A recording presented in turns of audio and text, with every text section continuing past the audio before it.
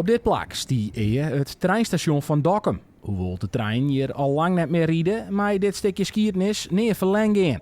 Daarom staat er nou een blauwend te denken. Het is natuurlijk een beetje de vorm van het Dokkum lokaaltje en het staat er ook op. Dokkum lokaaltje, dus daar ben we hartstikke wies met. Dat het Dokkum lokaaltje naast het toeristentreintje wat door de stad riet, dat het nou ook hier op deze plek waarom is. Het 18 meter lange Dokkumer lokaaltje staat voor het loedscherm langs de Roenwij Noord.